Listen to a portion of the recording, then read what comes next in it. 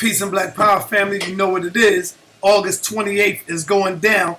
A powerful tribute to Dr. Sebi at the Alhambra Ballroom. Make sure you have your ass in the building.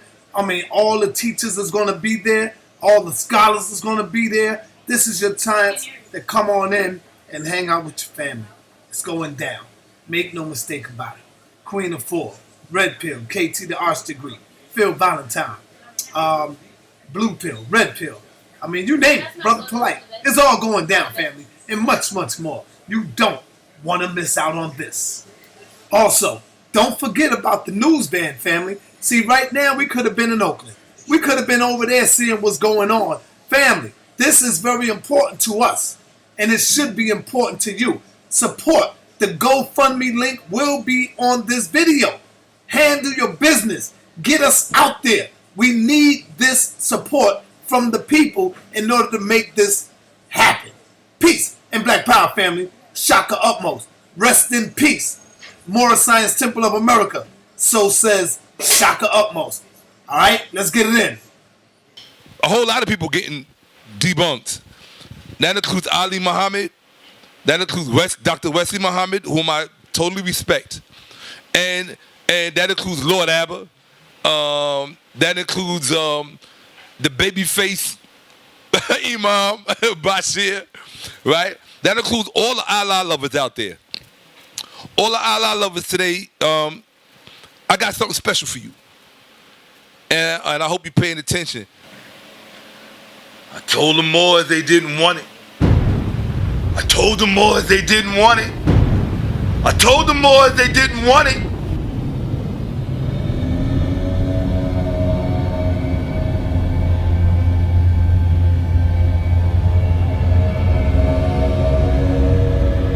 Oh no!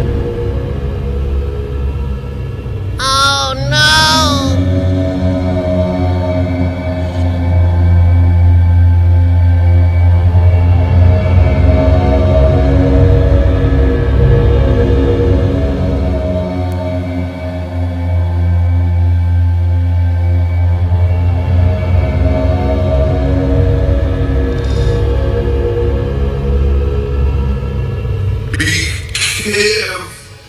What you ask for. Because now you're going to get it. Let's get it popping with this PowerPoint. R.I.P. to the Moorish Science Temple of America. When you come at them with scholarship, goddammit, they start crying. They start to boo-hooing. They start saying, what are we going to learn or how we going to do, what we going to do for our people with this teaching. They start to boo-hoo. So all I want to say is, you shouldn't have never brought this brother up, family. Why did you shake the rattle? Why did you wake this brother up? Why was you throwing pebbles at his head? Now, Shakka Ahmose cannot be detained. Shakka Ahmose cannot be calmed down. Shakka Ahmose is a loose lion locked out of the cage. And there go Baby with the feds. Pledging allegiance to the American flag. Standing in front of an American flag. Red, white, and blue right there. They even wearing red, white, and blue. Look.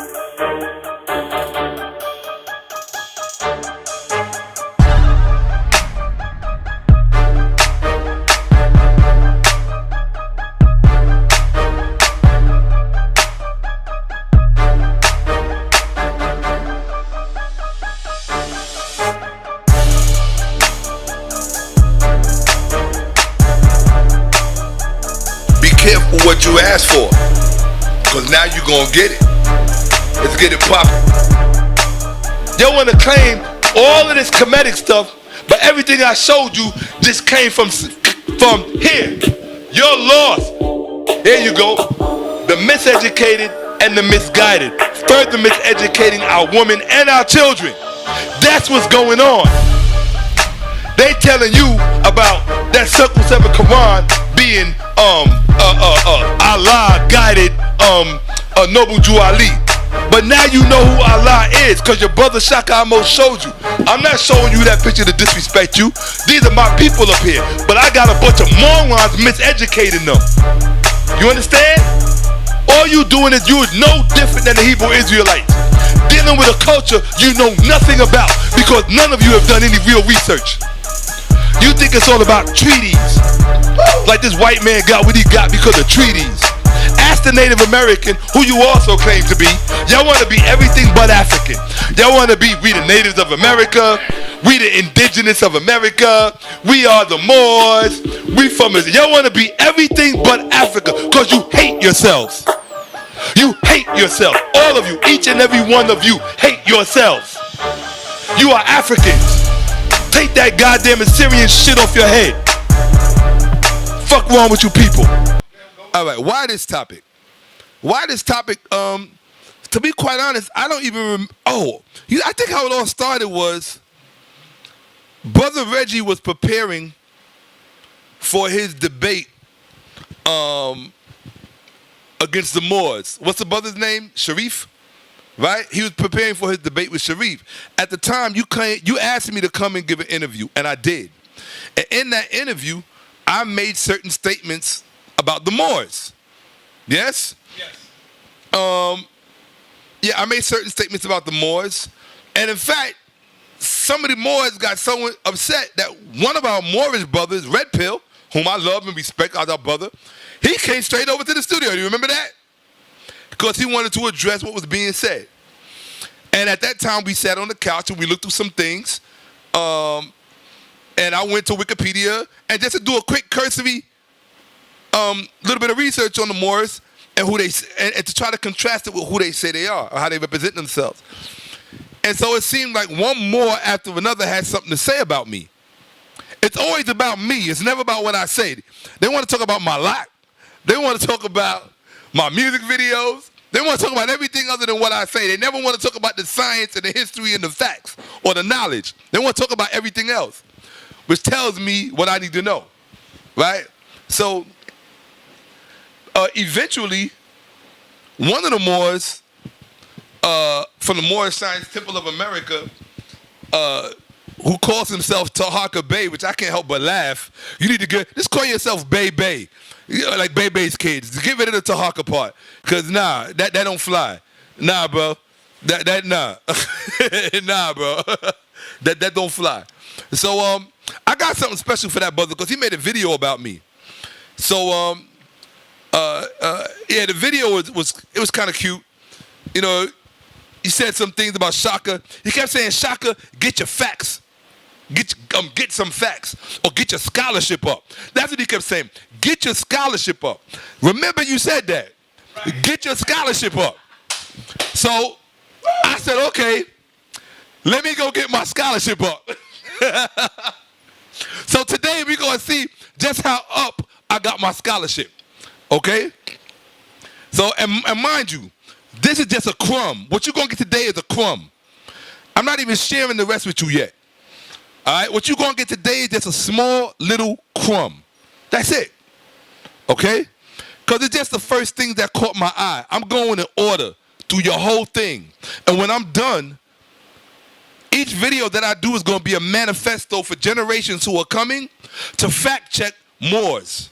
So when they come in our community with that bullshit, they're getting fact checked right there on the spot. All they're going to have to do is go to a Shakka Ahmose music video, R.I.P. the Moorish Science Temple of America. Real talk.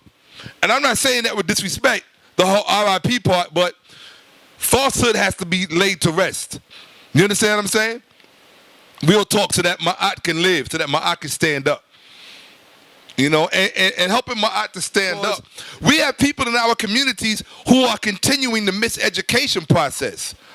And they wear feathers on their heads. Red feathers. You understand what I'm saying? With a tassel on the side. And you know, one minute they want to be Africans. Next minute they don't want to be Africans. Next minute they got a whole different thing that they're trying to push. And it's like, look, you know, those of us who have some responsible scholarship in the community, we got to address it. We got to say, hey, look, you can't be miseducating the babies. You know, I would like to think that our sister Corinne Gaines wasn't under that Moorish dumb shit. You understand what I'm saying? You understand what I'm saying? Classifying herself as a Moor, and then she's therefore a sovereign citizen of Amerikkha with their retarded shit. You understand what I'm saying? So we do have some responsibility to set the record straight, such as a noble Jew Ali. Now, mind you, there were authentic efforts. Okay, I mean genuine efforts for people or by people to try to reconnect our minds to that which it was severed from because of slavery. Some of the names that I named were people who made real efforts. I think what you had was, let's create two categories. You had those people who genuinely tried to reestablish our minds, to reconnect them to our African past. And then you have what I call opportunists. Those people who wanted to reconnect our minds to something, but then assume authority over us at the same time. That's how you can usually tell the difference between who was real and who was not. Those people who were really trying to reconnect our minds never tried to assume any authority over us because they respected our minds too much to do that. That's how you could tell when somebody got your best interest. If you look at those people who tried to reconnect our minds, but yet at the same time assume authority over us, that should tell you what they were about. They were never about reestablishing your mind. They were about authority and control, mind control, religion. That's what they were about. And unfortunately, Noble Jew Ali has to be put in the second category. Those who tried to those who tried to reconnect those who tried to connect our minds to something, but at the same time assume authority over us. You understand what I'm saying? But let me name some of the names that tried to reconnect our minds that didn't try to assume authority over us, which tells me that they had a more honest agenda, a more respectful agenda. We can start with W.E.B. Du Bois. W.E.B. Du Bois, he went out of his way to reconnect our minds. But he didn't try to assume authority over us. And the only person whom I will grant an exception to, the only person in this capacity that I will grant an exception to is the Honorable Mosiah Marcus Garvey. That's it. That's it. Why? Because we know that his love for us was genuine. We know it. Undoubtedly, without a shadow of a doubt, his love for us and his respect for us was genuine. He tried to reconnect our minds to something that he knew was us, and that was land, Africa. That's what he stood for, Africa. For the Africans, at home or abroad. Whether you live in Harlem, Baltimore, California, Texas, Detroit, or Ghana, or South Africa, or Mauritania. Africa for the Africans, at home and abroad. He's the only one who I will grant that exception to. But all the rest of them were opportunists. This is my perspective. Okay? Now, hold on, right back over here. At the end of the day, so when slavery ended, not just, so I named William Leo Hansberry. I'm sorry, W.E.B. Du Bois was one of those people who tried to reestablish our minds, or tried to reconnect our minds to our legitimate past. Read his works, Africa and the World, right? And other books by W.E.B. Du Bois.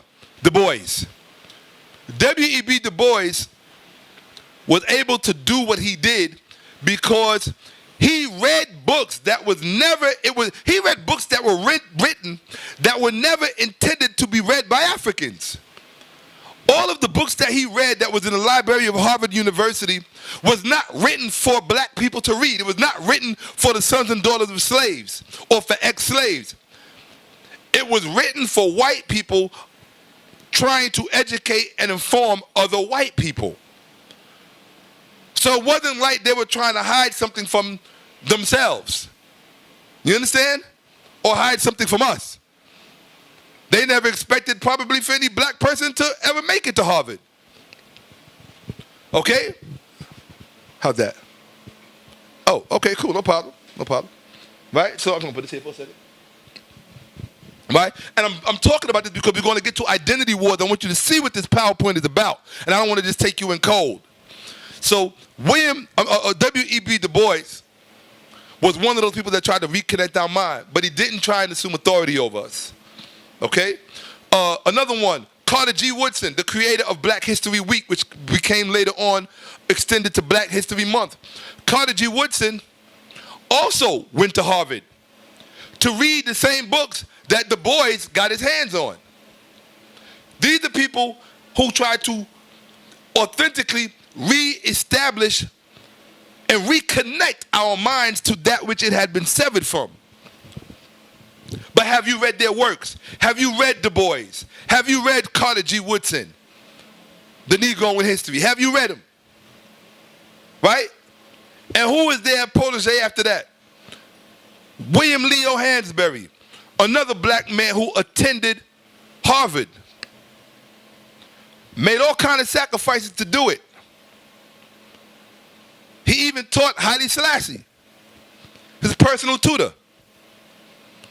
William Leo Hansberry, read his work. Africa and the Africans. I think it's called Africa, the Africans, as seen through the eyes of classical writers. Read it. The Africans. William Leo Hansberry, The Africans, as seen through the eyes of classical writers. So he went to the historical record to see how people in ancient history perceived black people.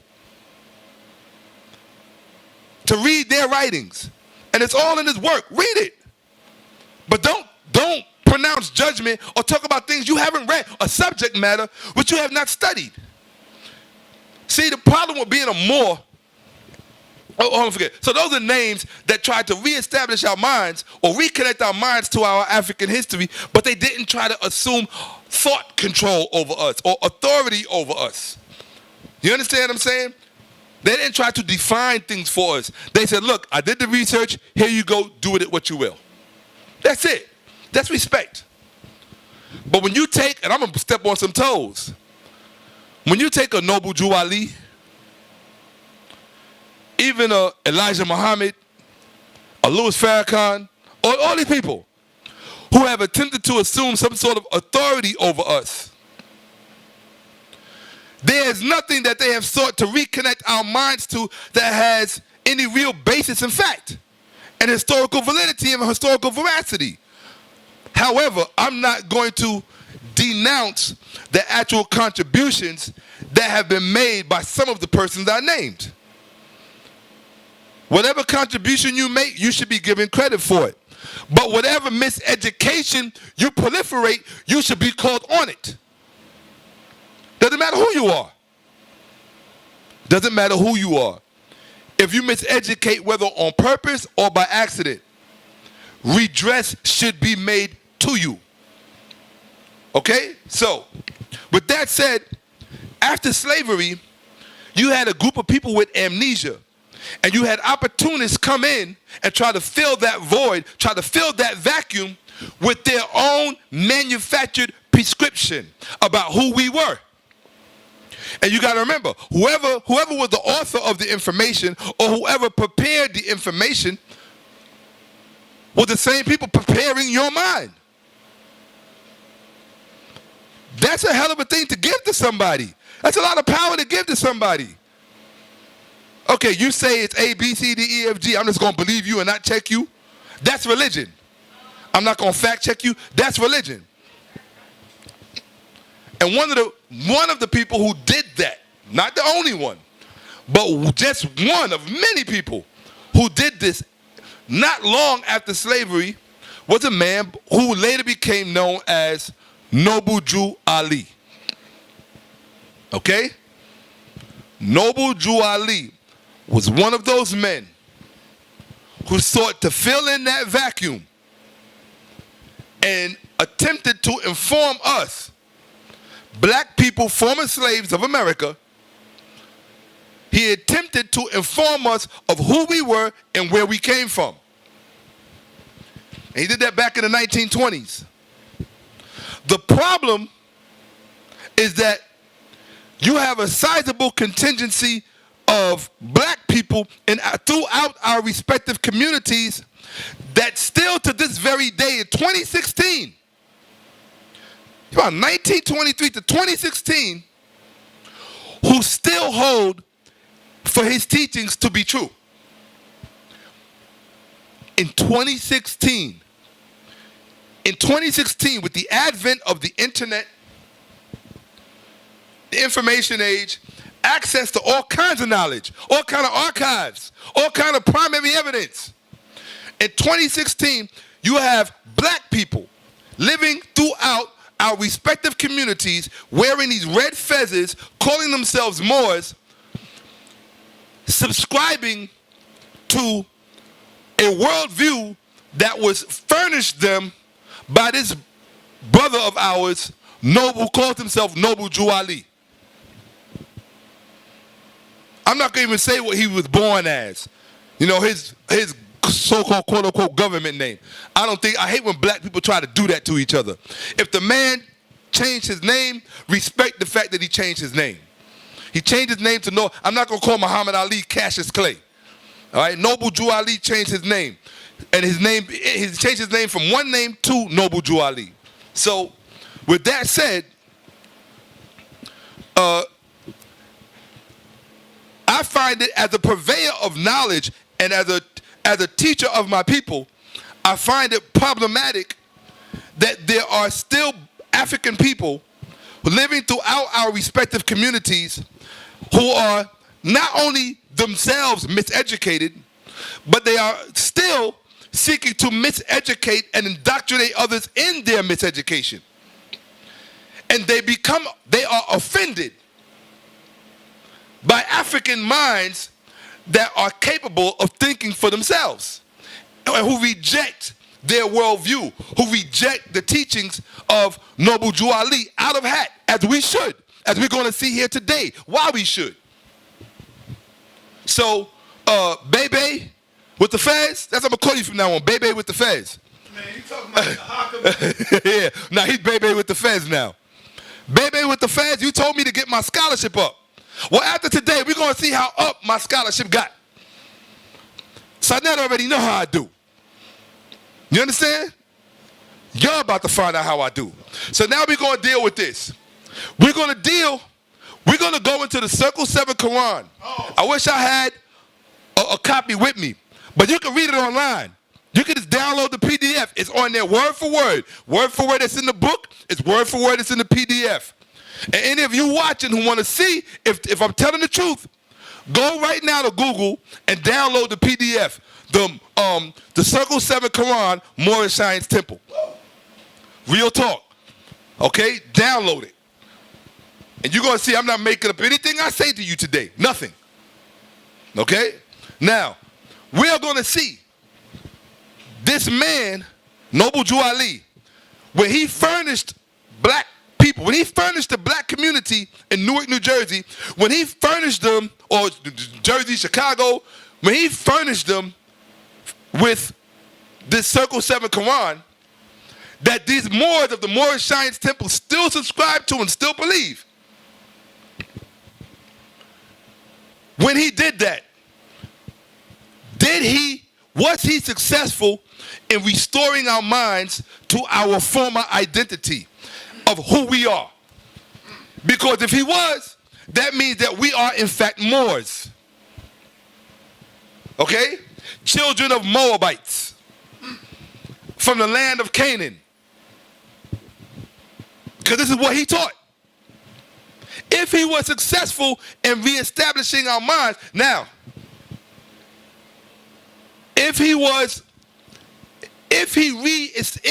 established our minds to a false doctrine, if Noble Drew Ali connected our minds, the minds of Black America, if Noble Drew Ali connected the minds of Black America to a false doctrine, then his efforts were either unsuccessful or successful, depending on how you look at it. If he wanted to fool black people so he could rule black people, then he was successful. Marginally, because there's a sizable amount of American blacks who live outside of America as well, even in the Caribbean. You got people in the Caribbean who, and probably in Africa too, who wear that fez and are parts of the Moorish Science Temple. So he may have been marginally successful. But if his effort was to accurately reestablish our minds as black Americans, as American Africans, if his purpose and intent was to reestablish our minds accurately to our historical past, then I have to tell you, he failed. He failed. He failed, and he failed miserably. And therefore, all of you Moors who still try to proliferate his teachings and still subscribe to his teachings, you are failing miserably as we speak. And that's your choice to do that. But it's also my choice to come in front of this camera and speak truthfully and show you the evidence and let you judge for yourself. You don't have to believe anything that I say. I don't deal with religion. I'm going to let you judge the evidence. And then you come to your own conclusion. As your brother, I'm obligated to respect your mind. Enough. Whether you, real talk, if you're a Hebrew Israelite, if you're a Moor, if you're a Christian, Kemetic, whatever you are, as your brother, I'm going to respect your mind enough to present the evidence to you and let you judge for yourself. That's all I'm here for. So now we're going to get to our identity. Because it's a war. All this is a war. That's why you got all these clans out here. The Hebrew Israelites, the Kemetic community, it's a war for your identity. Why? Because where was your identity held? In your mind. It's a war for your mind. So we're going to see who's winning this war today. Is the Moorish Science Temple of America under the rubric of Noble Drew Ali's Circle 7 Quran, are they winning the war for our minds? Or are we Africans, black nationalists, African freedom fighters, whatever you want, are we Africans? Are we winning the war for the minds? Because that's what it's all about. Remember what Stephen Biko said. The greatest weapon in the hand of the oppressor is the mind of the oppressed. And like Dr. Leonard Jeffrey says, the greatest weapon in the hands of the liberator is the mind of the oppressed. So it's a war for your mind. And anytime I pull out this sword right here, you already know what it is. So let's go for the identity war right now. Okay. About identity wars. This is an identity war. That's right. So when you look in the mirror, I want you to know who's looking back at you. Okay? Now, what Noble Drew Ali and what Bebe with the fez, Tahaka Bey, who calls himself Tahaka Bey, and Lord Abba, what they want you to believe is, y'all wish you had, what Lord Abba, what Eileen Bey, what Tahaka Bey, who I already said Bebe with the fez, who else?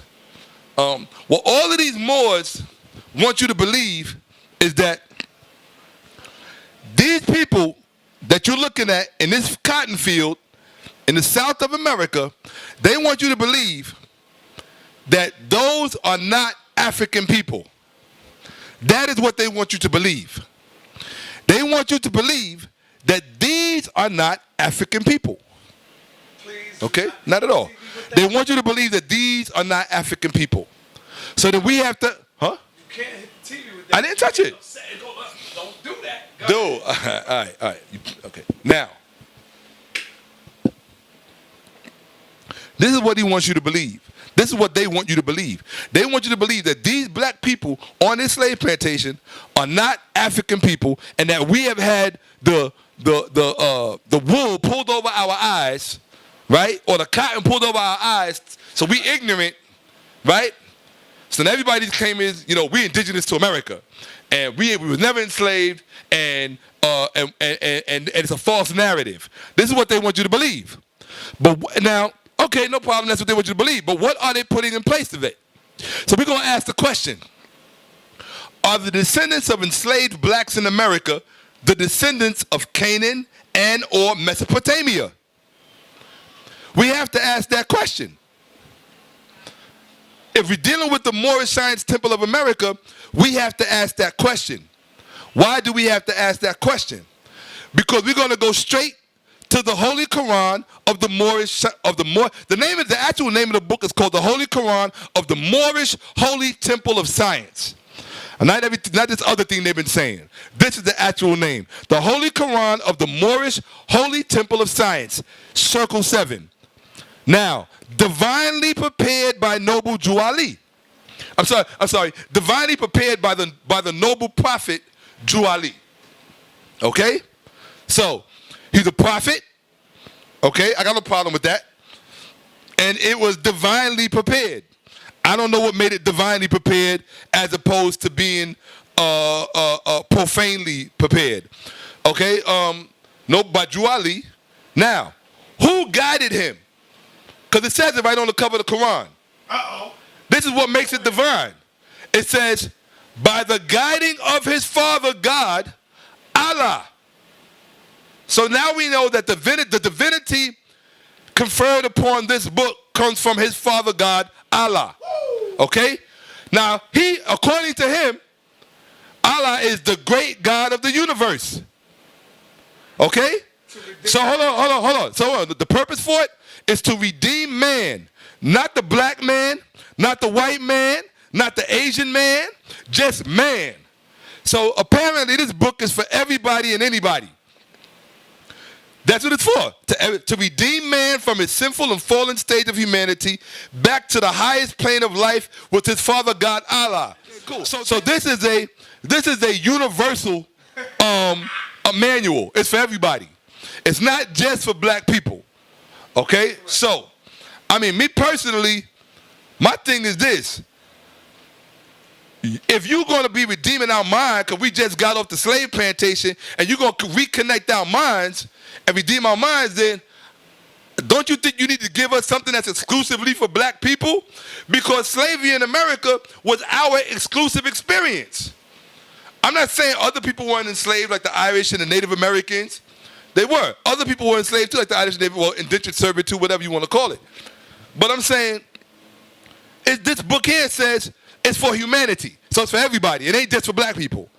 So right then and there, I'm going to have a problem with it. That's me personally. So let's go to chapter 47 of the Holy Quran of the Moorish Holy Temple of Science. Chapter 47, Egypt. They define Egypt as being the capital empire of the Dominion of Africa. Okay? The Dominion of Africa. The capital empire of the Dominion of Africa. Okay, I ain't got no problem with that. Number one, what does he say? The inhabitants of Africa are the descendants of the ancient Canaanites from the land of Canaan. Stop. Put the cam on me.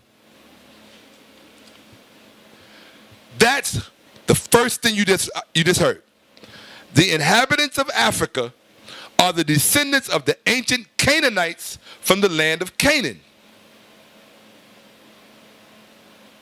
Now, I don't even have to go any further into this lecture because even a first grade student knows that science says human life developed in Africa. Its gestation period was in Africa. It came into being in Africa. That's what the evidence says. That's what the DNA evidence says. That's what the osteological evidence says. That's what the hematological evidence says. That's what the histological evidence says. The linguistic evidence even says. All of the evidence says that man was born in Africa. If you listen to Ivan Van Sertima, what did he say? Mankind has 6 stages, 6 sequences. The first 3 sequences was born, lived, and died in Africa. The last 3 sequences left Africa, exiting through the straits of, through the Malta or the Suez or the Straits of Gibraltar or the Isthmus of the Suez. Yes, the Isthmus of the Suez. Okay? Now, Yeah, if you know what an isthmus is, look it up. Isthmus. Isthmus. Anyway, he goes on to say, old man Cush and his family. So first of all, he thinks Noble Drew Ali thought Cush was an old man. So now they're speaking anthropomorphically about countries. That's like me saying old man America. Or old man Europe. So that should tell you just how archaic the thinking is just in disseminating the information. Old man Cush and his family. As if to see, now you're back to mythology. He wants you to believe, according to Noble Drew Ali in the Moorish Science Temple of America, there was an old man named Cush. So you're going to, hold on. So you're going to reestablish the identity of black people using more mythology, using a myth? Really? Noble Drew Ali, really? Lord Abba, really? Bebe with the feds, really? That's how you're going to reestablish African identity, black minds, by using a myth, another myth. Okay. Old man Cush. Now, I didn't write this. That's Noble Drew Ali prepared that. Because they're going to say Noble Drew Ali didn't write it. They're going to say he prepared it. They love to say that. He's not the author. He prepared it. It says it right there. Right? It says, divinely prepared by Noble Drew Ali. By Noble Prophet Drew Ali. By the guiding of his father. So it tells you who guided him. It tells you he prepared it. But it don't tell you who wrote it. So you want me to believe in something and I don't know nothing about the author. I can't even call Noble Drew Ali the author. He just prepared it. Now, what do you mean by prepared? Being that you can't explain that, as far as I'm concerned, he authored it. Here we go. His four-man Cush and his family are the first inhabitants of Africa, who came from the land of Canaan. His father Ham, so now they back to the Ham thing. Stop, put it back on me. So now they back to the Ham thing. Anybody that's been studying African history for the past 25 years already know that when you're dealing with Ham, you're dealing with the Bible. Go ahead. You're dealing with the Bible, so this is more Christianity. Bust this shit wide open. This is more Bible bullshit. The Holy Quran of the Moorish Holy Science Temple is Bible bullshit. I gotta say, just based on this, based on that alone, the fact that they're talking about Ham. Ham comes out of what? Ham comes out of the Noah story, the Noah flood story, which is going to be important. We're going to have to deal with flood stories in a minute. So Ham comes out of the Noah flood story. The Noah flood story is what? Biblical literature. That's a biblical narrative. So here, Noble Drew Ali is refurnishing recently freed slaves with an extension, with further, he's furnishing them with more Bible bullshit and trying to reestablish our minds. So you automatically disqualified. Draw X over the Holy Quran.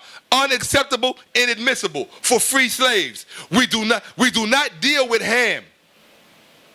We don't eat pork. Okay? All right? His father Ham and his family were second. Oh my God. Then came the word Ethiopia. Okay? Which means the demarcation line of the dominion of Amerikkka, the first true and divine name of Africa. Stop. Stop. The fact that Noble Drew Ali prepared a book for you, for black people in America, Noble Drew Ali prepared a book for black people in America that told them that the word, that tells us that the word Ethiopia means the demarcation line of the dominion of Amerikkka. Well, Noble Drew Ali should have took a class on classical Greece, on classical Greek, or even coined Greek. The word Ethiopia does not mean demarcation line. Not between the Bronx and Harlem, not between Harlem and Brooklyn. The word Ethiopia don't mean that. So now you're going to try to reestablish the minds of recently freed slaves with first got me lisping through my lisp. I'm just like, I want to just beat beat you in the head with my drumstick, man. How dare you try to pass this off for knowledge to black people? How dare you? How dare you? Well, it's successful. You got some. Because they stuck on stupid. Some coons. Because they stuck on stupid. And you're going to get unstuck today. You're going to get unstuck today. Okay? His father Ham and his family was second. Okay? Then came the word Ethiopia, which means the D. I didn't write this. Shakka Ahmose did not write that. So don't put it on me. All right? This is from Noble Jew Ali. Noble Jew Ali is telling you that the word Ethiopia means the demarcation line of the dominion of Amerikkka. I want you right now, stop listening to me, go on the computer, go to Google, and find out what go to Edomon online, find out what the etymology of the word Ethiopia means, and see if it says anything about demarcation line. If it doesn't, if you can't, look at the dictionary. Look at Wikipedia. Go to the Encyclopedia. Britannica. Look at the word Ethiopia and see if it says anywhere that the definition of the word Ethiopia means demarcation line. So we're supposed to be stupid because of a big fez on your head and a tassel and because Noble Jew Ali wore a nice robe. What about those of us who know the real meaning of the word Ethiopia? What about us? We don't matter, we don't count? Or the real definition doesn't count? Meaning burnt of skin? From the Greek, Ethiops, burnt of skin? Ethiop, look it up. You lucky I didn't put that there. I should have put it there. But I figured we above first grade. You know, but I mean, I guess I should have put it there. My bad. All right, back to the, here you go. Okay, so we're going to deal with this. It says, the inhabitants, we're going to deal with number one. The inhabitants of Africa are the descendants of the ancient Canaanites from the land of Canaan. Well, we're going to see that right now, if that's true. This, let me stop yelling. This is from, bang, bang, bang, bang, bang. This is from the U.S. National Library of Medicine, the National Institutes of Health. Okay? I want you to know what you're looking at. Hold on. Put this down. Put it, I'm going to start timing myself. Put it up here in the corner. I'm sorry, right here in the corner. U.S. National Library of Medicine, National Institute of Health. Shakka didn't write this. I want you to see what it is. Okay? This is science. See the word? Science. Author manuscript, available in PMC 2010, September 29th. So this is as recent as 2010, 6 years ago. I think that biology and genetics in 2010 it's come a long way. So I think we could trust 2010 information as opposed to something written in 1923 trying to tell us where we come from. Okay? So let's check it out. The genetic structure and history of Africans and African Americans. This is a report they did. Published online 2009, April 30th. See it? Right there. This is from Science, 2009, May 22. That's Science Magazine. That's why it's there. Okay? I want you to see that. I'm not making this up. The genetic structure and history of Africans and African Americans. Okay? Here we go. Let's see what it says about our DNA history and where we come from. Let's see if we said we come from Canaan. All right, here you go. The genetic structure and history of African and African Americans. We'll come right here. Do you see this, Sonetta? So the next time a Moor tries to tell you come from Canaan, read this to him. The ancestry of African Americans is, what's this word here? Predominantly. You know what that word means? Predominantly. Do you know what that word predominantly means? Do you know what that word predominantly means? I just heard an 8-year-old shout out in the next bedroom. They just shout out what it means. The majority, most. Okay? Majority, most, predominantly, predominates. Let's go. The ancestry of African Americans is predominantly from Niger Kordofanian, 71%. So put it back on me. Niger Kordofanian. That is the genetic structure and history of Africans and American Africans. 71% of our DNA comes from Niger Kordofanian language-speaking peoples. You got to know where those people are found. Okay? Now, Niger Kordofanian. There is no place called Niger in Canaan. There is no place called Kordofan in Canaan. And I forgot to put the map for Kordofan in there. You're lucky. Okay? These are nowhere near Canaan. So the majority of what we are does not come from Canaan. Put it back on me. 71%. I'll read it again for you. The ancestry of African Americans is predominantly from Niger Kordofanian. 71%. 71% is not 60, it ain't 65. That's a lot more than half. Most of what we are, with all of the miscegenation and the rape, and all of that stuff that we went through, most of what we are comes from Niger Kordofanian. For all you I'm going to say it, for all you dumb black niggas, I don't care if you like it if I say it or not, running all over Facebook, talking about we from America originally. You dumb motherfuckers. All you got to do is research and read. Read. I know that the first inhabitants of America were black people. I know that. I've seen the 411 on that. I'm not talking about that. They're talking about our DNA. Those of us walking around today, our DNA, 71% of it is Niger Kordofanian. That is Africa. You understand me? It's Africa. Stop letting people with a fez and a goddamn tassel tell you something because they look cute. How you gonna call yourself the Moorish Science Temple and it's a science? You ain't even dropping this. You should call yourself the Moorish Clown Temple of America. The Moorish Coon Temple of America. That's what you should call yourselves. Real talk. You lucky I wasn't at that debating. Real talk. And I told you, what you get today is a crumb. What you get today is a crumb because you've been talking so much shit over the past few years and I've been trying to be cool and trying to be easy. I said, let me focus on my music. Let me do da-da-da-da. But nah, y'all want to keep calling me out. Every time you call me out, I'm going to crush you. I don't care what your religion is. I don't care what your doctrine is. You done. Don't even let my names escape your mouth. And that's real. Dummies, you're a bunch of dummies. And then those of you following behind dummies are equally dummies. Your DNA, put it back over there so they can see it. The genetic structure and history of Africans and African Americans. The ancestry of African Americans is predominantly from Niger Kordofanian, 71%. European, 13%. And that's the rape. That's the rape right there. That's the rape and the coonery. So if you take the rape, put it like this. So if you take all of the rape, as much as they was raping our women and making babies, and if you take all of the coon Negroes that had to have themselves a white wife, or all of the coon Negroes that had to have themselves a white husband, like they're getting ready to make this movie about the white man and the black woman in North Carolina who was treated badly for getting married, so they want to make it all romantic now between the white man and the black woman. You understand? Oh yeah, it's a big movie they down. Oh, it's crazy, it's coming out, right?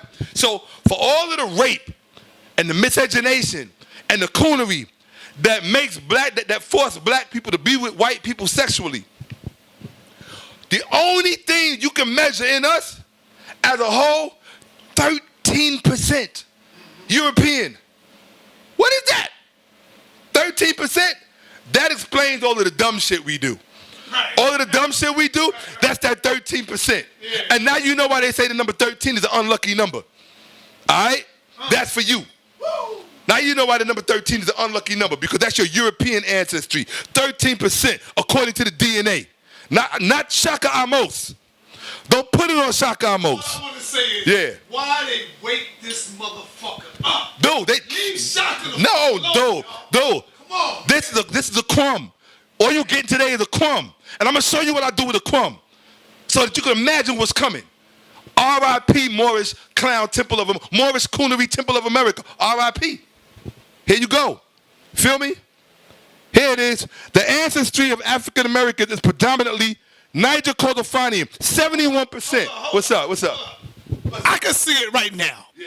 What they gonna say when they see this? Oh, Shakka gay, Shakka homo, Shakka faggot. But they not gonna deal with none of your fucking scholarship that you talked about because they want to deviate and take the people away from what you're saying. So we don't want to hear that bullshit. We don't want to hear he's gay. We don't want to hear he's a homo. Motherfuckers, we want to hear you debunk the science. That's what we want to know. It's called DNA. Don't put it back over here. Huh? It's called DNA, right? You know what DNA stands for? I don't even know what DNA stands for. What is it? Deoxyribonucleic acid or whatever that's. Okay, here we go. Tell them, I'm just kidding. What's that? Yeah, that's how they gonna get it. Now they getting it. I don't want to read nothing. They getting it. You're gonna get it. All that shit you was talking. Here you go. All right. The ancestry of African Americans is predominantly from Niger Kordofanian, 71%. European 13%, and other African 8% populations. Now, why is that important? That's important because out of that 71%, they always claim we come from Morocco. Right? They always say we came from Morocco. Most of the slaves here came from Morocco. That's what they want to tell you. That's why we Moors. Okay? This study, all right, hold on. Here we go. The ancestry of African Americans is predominantly Niger Kordofanian, 71%, European 13%, and other African 8% populations, although admixture levels varied considerably among individuals, which means that even this 13% might not be correct.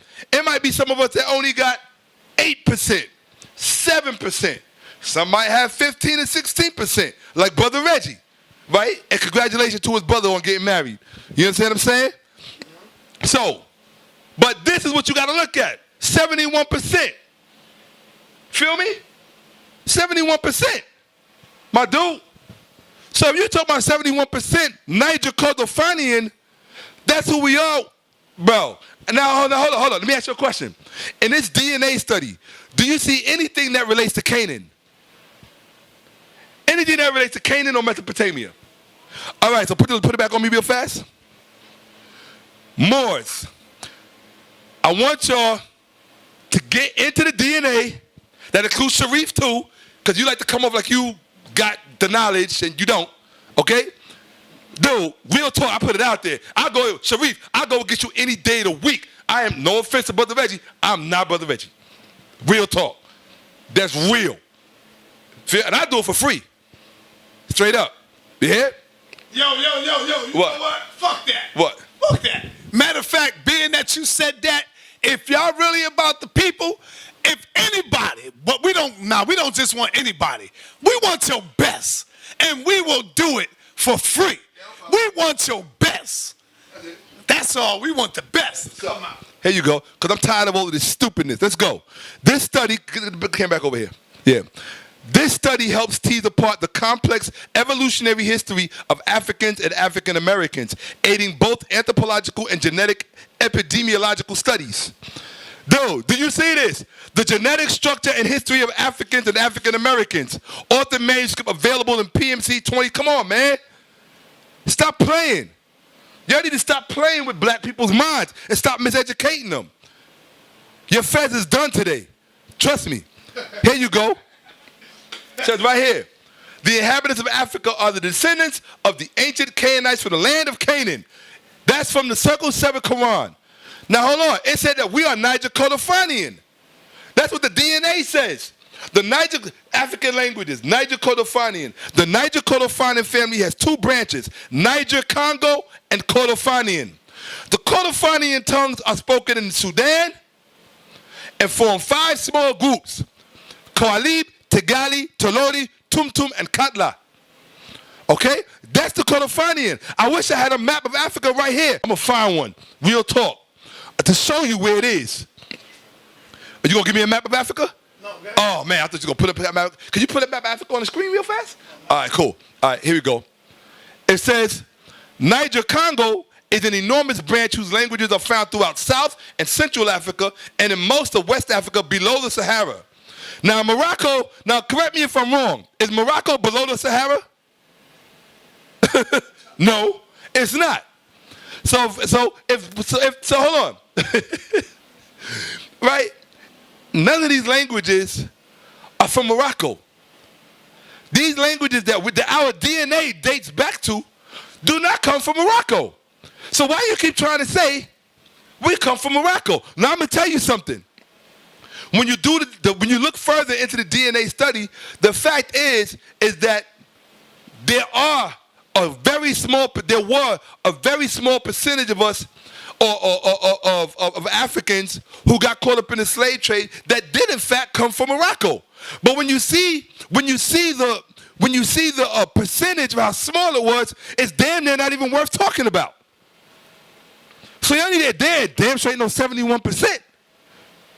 You're lucky if you even get into the double digits. So you need to stop playing with yourselves and stop trying to play with our minds. You heard?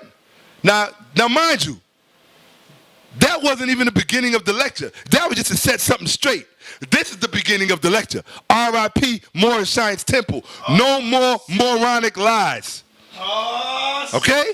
That wasn't even the beginning of the lecture. This is the beginning of the lecture. Okay? Since y'all want to play. Tahaka! Ain't no Tahaka. Bebe with the feds. Okay? Bebe with the feds. He lost that at Tahaka. You can't. You got to earn that. You want to be called Tahaka? You got to take that fez off first of all. You feel me?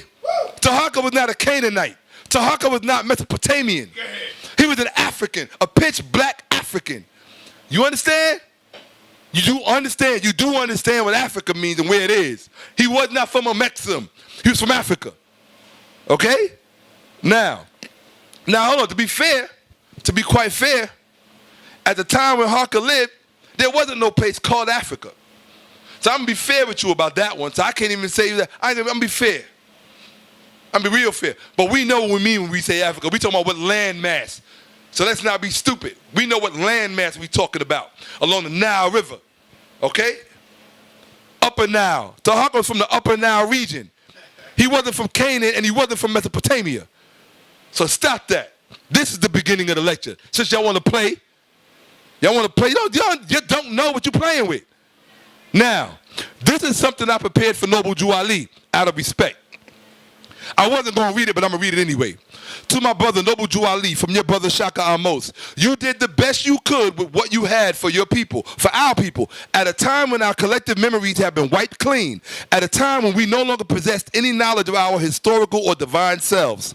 You sought to raise us with the only knowledge accessible to someone such as yourself at that time, under very hostile circumstances. For that, we honor you, and we say thank you for your efforts.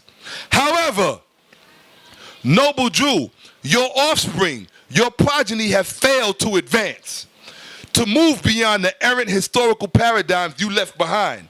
In their religious fervor for the sake of tradition, they have turned their backs on facts, truth, opting out in its stead for falsehood, historical obsolescence, subjective jurisprudence, and linguistic deference to our historical adversaries, contextually speaking. In reaching back for our origins, they have decided to stop off and linger in a historical spiritual concoction manufactured and prepared for us by those not to be found amongst us, by those who were just as historically illiterate as was yourself. Yes, because Noble Jew Ali was historically illiterate. It is time to greatly disturb your offspring, so they may perhaps once again awaken, which is what I believe you wanted for us more than anything else. If this means that we must discard some, most, or even all of what you imparted to us, then in the name of Ma'at, so be it, and with your blessings. Okay? So just for the Moors, I asked Noble Jew Ali for his permission to throw away his teachings because we know they're incorrect. If what he really wants for us is to wake up, then that's the stuff we got to deal with. The facts, the truth, and the science that's going to wake us up and let us know what time it really is. With our identity. So let's keep it moving. Now, I want to establish something from the outset. Enslaved Africans in America. I didn't say enslaved Moors. I said enslaved Africans in America. I didn't say enslaved Hebrew Israelites. Now, I can say enslaved Muslims because some of the slaves were actually Muslim. They were actually Muslim. But that don't mean that Islam is our religion. It just means that they got brainwashed before they came over here. That's all in Africa. That's all it means. Okay? Enslaved Africans in America, but they were still Africans, whether they were Muslim or not. Enslaved Africans in America were taught to love Jesus on the slave plantation. Therefore, can you co-sign this? As long as you are black and love Jesus, you are psychologically still on the slave plantation. Hell yeah, all day, every day. See this right here? Those are our ancestors on the slave plantation. I know some of you are so ashamed of slavery and what happened to us in this country that y'all want to disconnect from them with everything you got. You don't want to be called black. You don't want to be called African. You don't want to be called anything that has to do with them. Fuck you. Okay? Those are our ancestors. I got nothing but love for them. Okay? That's not their fault. What happened to us? They survived and they did the look at us out there as babies. See that? They love their babies.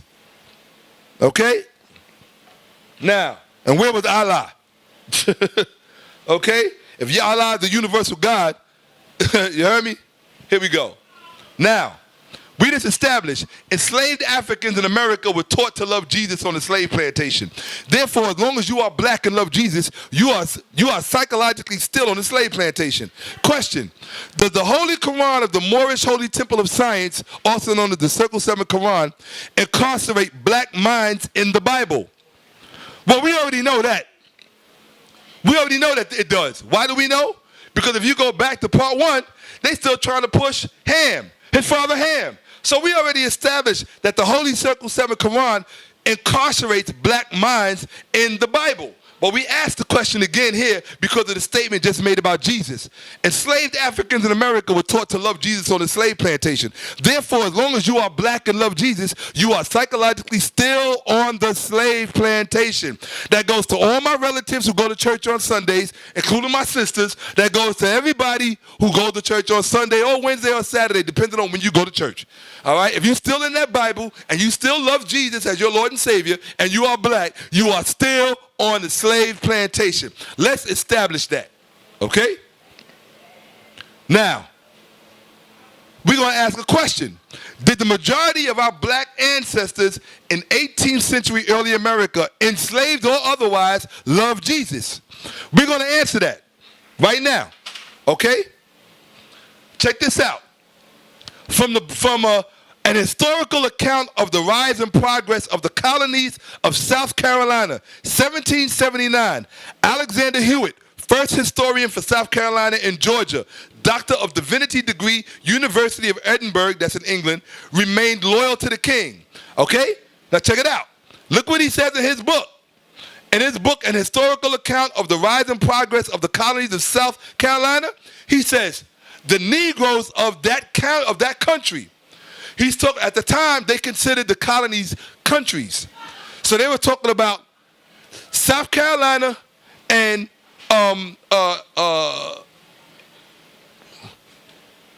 he was talking about South Carolina. Okay, he's talking about South Carolina. Oh, and Georgia. He's talking about South Carolina and Georgia, but primarily of South Carolina and this one right here.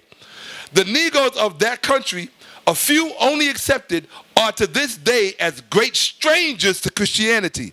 That means as late as the beginning of the 19th century,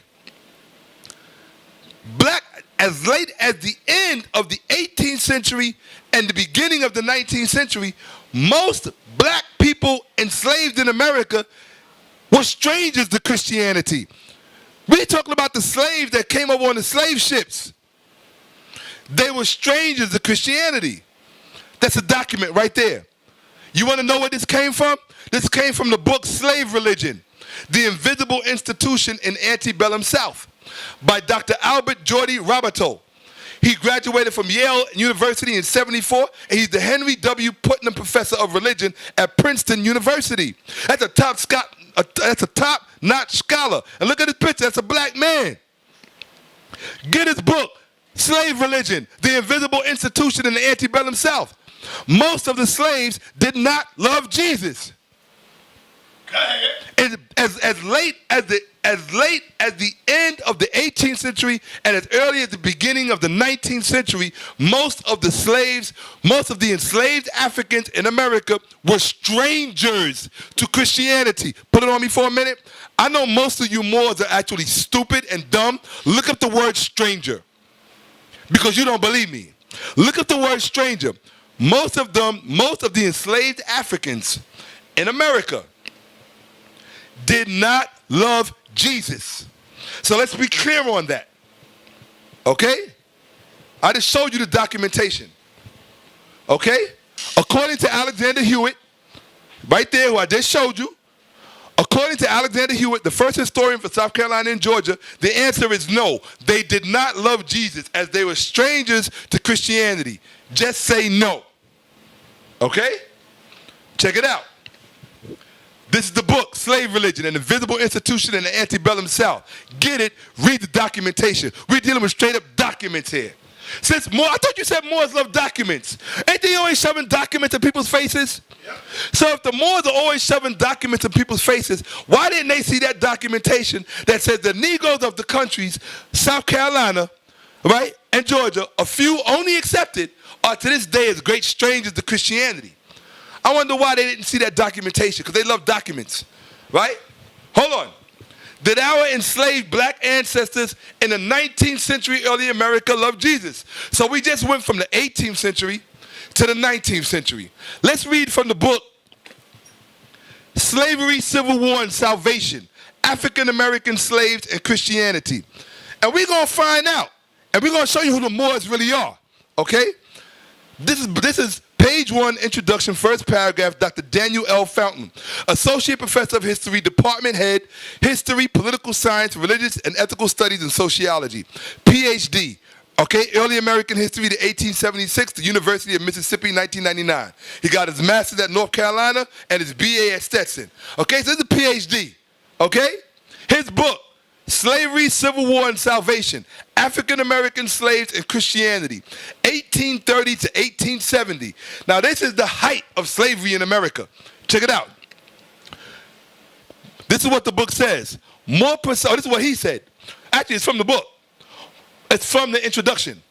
More precisely, my research into slave religious practices has forced me to consider the possibility that while most 19th century African American slaves had some form of religious belief, would you read that last part? They were not Christians. They were not Christians. So now we talk, because you want to talk, hold on, y'all want to disassociate yourself from the slaves on the plantation because you think that they were dumb, stupid, and this, that, and the other. But they were smart enough not to be Christian, to be Africans. Hold on a second. So the documentation shows let's go. Slavery, Civil War, same book. All right? A qualitative survey presented in chapter 1 found that only 38% of the, listen to this now. You're going to want to follow this. I'm not going to repeat this. A qualitative survey presented in chapter 1 found that only 38% of slaves who left behind some form of narrative indicated that they converted to Christianity prior to emancipation. Most slaves in the late antebellum South, most slaves in the late antebellum period were not Christians. That's from the book, same book, Slavery, Civil War, and Salvation by Dr. Daniel L. Fountain. Now hold on. So what did we just establish? Let's deal with it. We just established that our ancestors who were enslaved in America during the 18th century, they were not Christians. The majority of them were not Christians. Our ancestors in the 19th century, in the deep south of this country, when slavery was still in effect and coming to an end, it says late antebellum period were not Christians. It says most slaves in the late antebellum period were not Christians. So you got you got slaves, enslaved Africans in America, the majority of whom were not Christians. Now, it also says 38% of the slaves who left behind some form of narrative did convert to Christianity before they were free. So let's find out who these 38% are. And I hope you Moors are watching. Hold on, because you're going to love this. Give me that camera. I hope you Moors are watching this. Because y'all been talking so much shit, and I've been turning my head and looking the other way because I've been busy with other things. But I took a few minutes out for y'all, and y'all about to get it. Real talk. Y'all about to get done. Over. R.I.P. Moorish Shines Temple of America. You ain't fooling no more of our babies with your dumb shit. Okay? Here we go. So it shows you, most of the slaves in America, during the late period, right before they were free, they said only 38%. Now check it out. Some of the slaves who converted to Christianity before they were free, these are the weak slaves. These are the weak Africans, right? These are the ones that wanted to worship Jesus, right? I don't even want to call them weak, but for this lecture, we're going to call them weak. I hope they forgive me because I'm trying to prove a point. But 38% of the ones who left narratives did indicate they converted to Christianity before slavery ended. We're going to find out who that 38% is. Since you Moors love to talk all that shit. Yo, let's go. There you go. So I asked the question. How many of our enslaved African ancestors in the U.S. left narratives? Because it said 38% of the ones that left narratives indicated they converted to Christianity before slavery ended, right? How many of those who did leave narratives convert to Christianity before emancipation? Number 2. Number 3, is there an exact number we can know? Well, how many slave narratives were there? 100 amazing facts about the Negro, sizing up the genre from which an Oscar favorite originated, by Henry Louis Gates Jr., the Negro of all Negroes. All right? The Negro of all Negroes. His faggot ass. But we're gonna rely on his research today. I'm sorry. His punk ass. I'll call him a punk. Probably a fag too, but whatever. Anyway,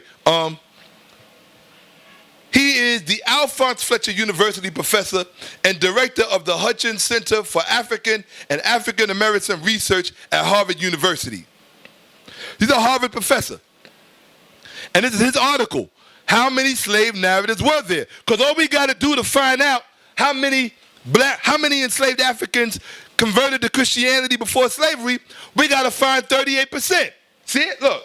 Right here, only 38% of slaves who left behind some form of narrative indicated that they converted to Christianity. You need to watch this because you're going to love how I do this. Watch. Okay, no worries, do you. You always do me that. Anyway, here you go. So, I know, check it out. Now, his article says this. This is Henry Louis Gates Jr. talking, not Shakka Ahmose.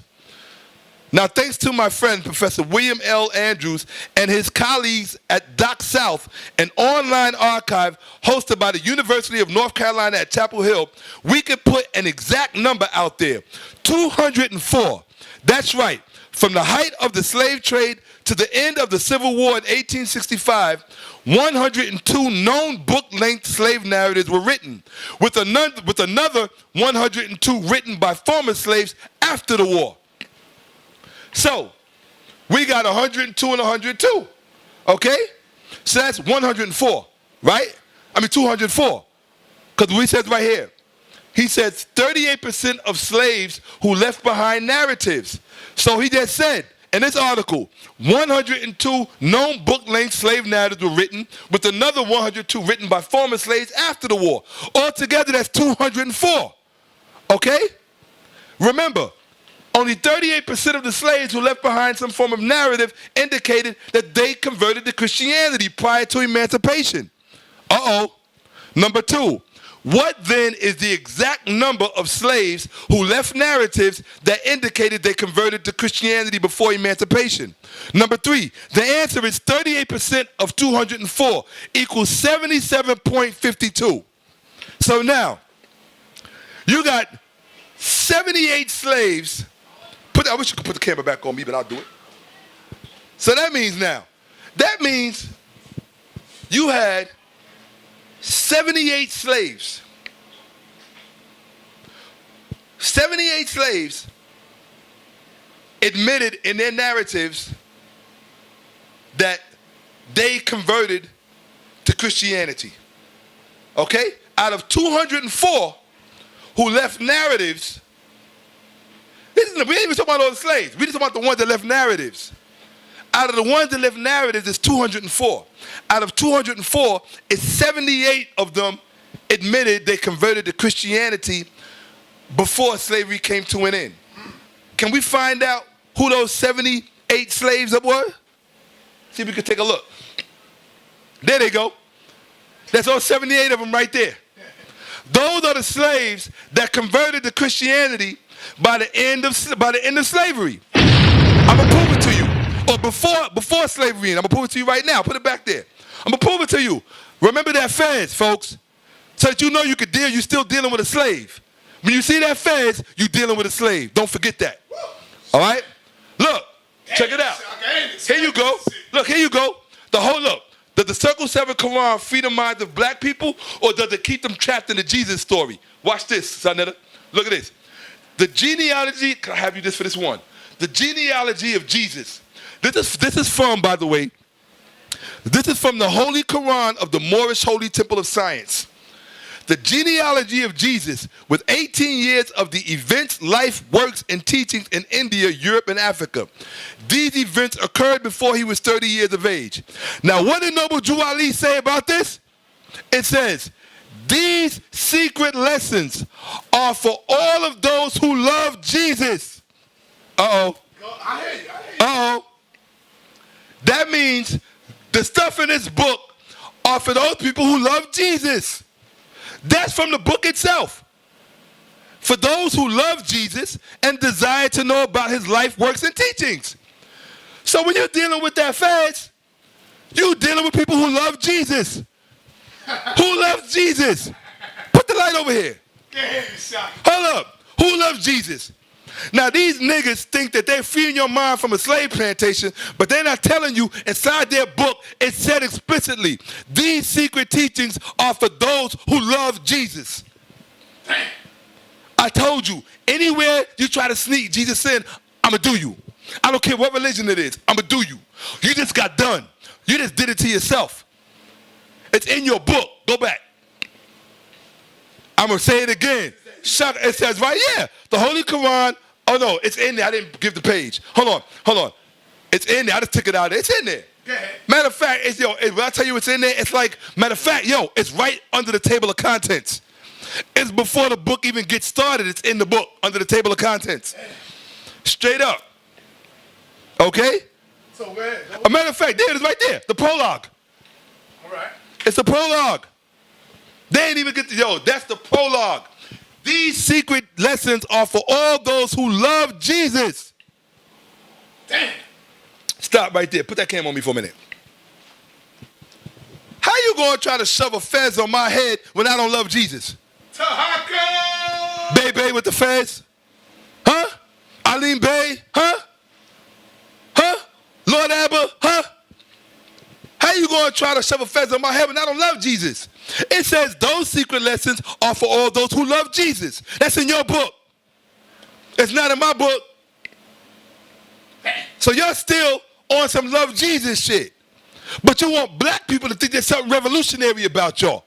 Y'all want black people to think y'all made a break from the Bible. Still talking about Ham and loving Jesus in your book. You thought I was coming for you? Dude, this PowerPoint been done. So now they can tell you, this PowerPoint been done for over 3 months. Right. I've been doing other things. This is just the surface. You ain't even go Bah. yet. Oh no. You think I just got started. I'm still at the surface. This ain't even the real PowerPoint. I'm still at the surface. We're getting to the PowerPoint. I just want to walk you with me as we get to the PowerPoint. Because you will never come in front of me with a feds and talk that shit in life as long as you live. I will refer you to this video. Don't ask me what my nationality is while you still loving Jesus. Don't ask me what my nationality is while you still talking about Ham, Noah, and Bible stories. You gonna ask me what my nationality is and you still stuck in the Bible? Nigga, is you out your mind? My name is Shakka Ahmose, not stupid. You gotta be crazy. I said it. Everybody what? How come so many people talk shit about me on YouTube, but how come when they see me, they don't say it, and they don't come looking for me, I'm easy to find. Because that's the one I'm waiting for, okay? So yeah, how you gonna come to me with the feds on your head? Are you gonna come to a sister, a dumb, stupid sister that ain't got no education, ain't studied nothing? She just looking at you with your chocolate self thinking, oh, he's freeing my mind. You dummy, he ain't freeing your mind. He keeping you trapped in that Bible. Because his book, his own book, the Holy Quran of the Moorish Science Temple, in the prologue, it says, these secret lessons are for all those who love Jesus. And I gotta tell you, one of my brothers who's a Moor, Red Pill, and I ain't called him out, I asked him. I said, remember, you was here, we asked Red Pill, remember, do you love Jesus? He said no. All right. I love you, Red. Nah, okay, Red is out of it. Yo, bottom line is, you cannot come to me with a fez on your head talking about Moorish Science Temple of Amerikkka. You can't come to me talking about Noble Jew Ali unless you first admit to me that you love Jesus and that this book is for those who love Jesus. Because it says right there. Put the camera, because they're going to say Shakka said it. Put the camera on it. Put the camera on it, please. Yo, it says, these secret lessons are for all those who love Jesus and desire to know about his life and works and teaching. The prologue, the Holy Quran of the Moorish Holy Temple of Science. And you want to think that these are niggas that got off the slave plantation? Really? You really think these fez-wearing motherfuckers got off the slave plantation? You really think that? No, they did not. They still on it. But when I'm done, they gonna come off it. I guarantee it. Throw all them fezzes in the garbage when I'm done. We're gonna have a bonfire. Fez and Holy Circle 7 Qurans. We're gonna have a bonfire. Y'all thought I was just coming after the Hebrew Israelites? Man, the Hebrew Israelites is easy. Y'all even easier. The Moors are even easier. Here you go. We're gonna rock out. Come on. Here they go. There go your hold on. There go your 78 Christians that love Jesus right there. There they go. There they go. You see him? All them feathers? There they go. Where Noble Jew Ali? There he is. He said that the secret teachings he prepared are for all those who love Jesus. There they go. And they think they off the slave plantation. Nah, they ain't off the slave plantation. And why they wearing pharaonic headwear? Ain't no pharaoh ever loved Jesus. The hell wrong with y'all? And who that white boy up in the middle? Y'all gotta explain that to me. Here we go. Boom. Yeah, for all those who love Jesus. There they go. There go some other ones. This is the Moorish Science Temple of Moorish Jews. More slaves still on the plantation, still stuck in that Bible. There they go. They ain't even call themselves Hebrew Israelites. They call themselves Jews. But don't the Hebrew Israelites always tell us that Jews are the fakes? Yeah, that's what they say. So then these are black fakes. This is what I mean when I say it's an identity war. You just coming off the slave plantation. You're trying to figure out who you are, but you got opportunists like Noble Jew Ali, opportunists like Lord Abba, opportunists like Alim Bey, all these misguided brothers trying to tell you who you are, and they don't even know who the hell they are. My name is Shakka Ahmose. Here we go. All right. Here we go. Boom. Who was guiding Noble Jew Ali? Can they be trusted? Here we go. Who was guiding Allah? Who was guiding Noble Jew Ali? He tells you in his own book, he was being guided by his father God, Allah. So I asked the question at the top. Who was guiding Noble Jew Ali? Can they be trusted? So since Allah was guiding him, we got to determine if Allah can be trusted. See, we walking up to the PowerPoint. Okay? See it? Right here. Who was guiding Noble Jew Ali? It says in his own book. He said, by the guiding of his father God Allah, the great God of the universe, right? It says, to redeem man from his sinful and fallen state of humanity back to the highest plane of life with his father God Allah. So twice, Noble Jew Ali said Allah, or whoever wrote it, said Allah was guiding Noble Jew Ali. So my question is, the question is no longer, can Noble Jew Ali be trusted? as far as his work goes. The question is, can the person who was guiding him be trusted? And he already said in his own work that Allah was guiding him. Be careful what you ask for. Okay? Be careful what you ask for. Because y'all going to get it. Be careful what you ask for. Here we go. All right, we ready? It's on. Oh, wait, cool. Here we go. Now, so now the question is no longer, can Noble Jew Ali be trusted? The question is, can the person who was guiding Noble Jew Ali, can that person be trusted? Noble Jew Ali has established for us that Allah was guiding him. So the real question is, can Allah be trusted? We're going to find out right now. Who, what, when, where, Allah.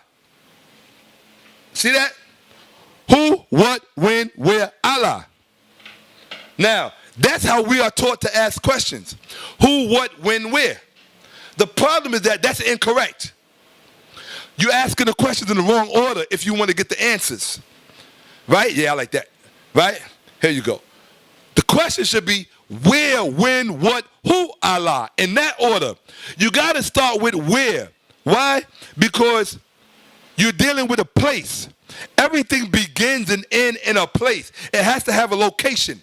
That's why you can't be lazy in geography. When you're studying social studies and you're studying geography, you got to pay attention because everything has a place. Everything begins somewhere, takes place somewhere, and ends somewhere. All right, cool, no problem. So here we go. All right? Who, what, when, where, Allah. Over here you got Arabia. Okay? So most people, when they hear the word Allah, they automatically think of Arabia. Okay? This is what they think of, Arabia. All of this right here. This is Arabia. Okay? Now, the funny thing about the Arabian desert, however, is that the Arabian desert is not just over here, near the Sinai area. It goes all the way over to Mesopotamia. So when you hear Allah, don't think about Allah automatically coming from the Levantine area, Palestine, or even Arabia. Okay? Here we go. Arabia. Okay? Who, where, when, who, where, when, what, who, Allah. Now, what do we learn, children? Put the camera back on me. Here we go. Boom. Okay, boys and girls. What did we learn so far? So far, we learned that the Holy Circle 7 Quran tells you in its prologue that the secret teachings therein are for those who love Jesus. If you still love Jesus, then go get a fez. Join the Moorish Science Temple of America because they're talking to you. If you have outgrown the Jesus story, the Moorish Science Temple of America is not for you. The fez is not for you. Noble Jew Ali in the Circle 7 Quran is not for you. It tells you in the book, the secret teachings therein are for those who love Jesus. For me, we got nothing else to talk about after that. We got nothing else to talk about. We also learned that they subscribe to the Ham theory. Ham, Shem, and Japheth. Right? Noah, sons, Bible stories. So that's what we learned so far. We learned that the 77 or the 78 slaves who left narratives were probably Moors because they converted to Christianity before slavery ended. And the book tells you it's for those who love Jesus. I'm not making this up. I mean, goddamn, I don't got to be a rocket scientist to say if I convert to Christianity before the end of slavery and somebody writes a book for those who love Jesus, then it's for me. But I'm not that slave that converted to Christianity before slavery ended. I'm that slave that held out and said, nah, keep your Jesus. Fuck Jesus. I'm good. I'm an African. Okay? Here we go. Yeah. Real talk. Be careful what you ask for. Right. You heard? Be careful what you ask for. Real talk. Y'all should have left me alone. I do this. You understand what I'm saying? I was doing this when most of y'all was first learning. You understand? Real talk. So let's get back on point. Here we go. Chapter 47, Egypt. Right? It said again, The inhabitants of Africa are the descendants of the ancient Canaanites from the land of Canaan. That's what it says. So look, it's telling you that we from Canaan. Here's Canaan. Here's the map. Here's Egypt. This is Africa. Okay? All right here. This is the Nile River. That's the canopy. That's the delta. Right? Over here, the Sinai Peninsula. Okay? Then over here, you got Canaan. Or what's called today the Levant. In ancient times, all of this was Canaan. Canaan went, it stretched. Its geographical and geopolitical borders changed over time. It would expand, it would decrease. It would expand, it would what's the opposite of expansion? Decrease. Okay? So now my question to you is this. My question to you is that if we are Canaanites and we come from here, then why are we worshiping? Now you would think that Allah, if we are Canaanites, and that's what Noble Jew Ali said, that we are Canaanites, and his father God is Allah, therefore you're going to believe that the worship of Allah started in this region, in the Levantine region, Canaan, Moab. See Moab? They said we Moabites. So they're trying to tell you this is where we came from. Well, if we came from over here worshiping Allah, then tell me why the hell does Allah actually come from over here? All the way over here in Mesopotamia. Allah don't come from here in Canaan. Allah comes from here. Mesopotamia, Babylon, Sumer, Assyria, Sumer, right here. This is where Allah come from. All of this area right here. See this? And we're going to prove it right now. Here we go. And look where Arabia is. See it? Arabia is right here. See this? This is Arabia. So much think Allah came from here. Allah ain't come from here. Allah ain't even come from Arabia. Allah came from here. Sumer, Babylon, Assur. And I'm going to show you. Okay? I didn't say I'm going to tell you. I said I'm going to show you. Allah's Sumerian birth certificate. Welcome to the PowerPoint. Now we at the PowerPoint. Uh-oh. Now we at the PowerPoint, people. Allah's Sumerian birth certificate. Oh, there it is. Hey, yo, turn. Hold on for 1 minute. Yeah, all right. Because the people are saying they can't see it. And that's how I was just fixing it. Damn, I don't know. No, look. Oh. Trying to fix this shit. But for some reason, it's not working.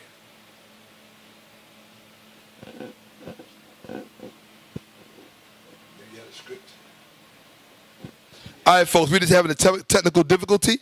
We'll be right back up in a second. We just want to make sure the live cast can see us. You heard? Yeah. I told you Moors was getting this work.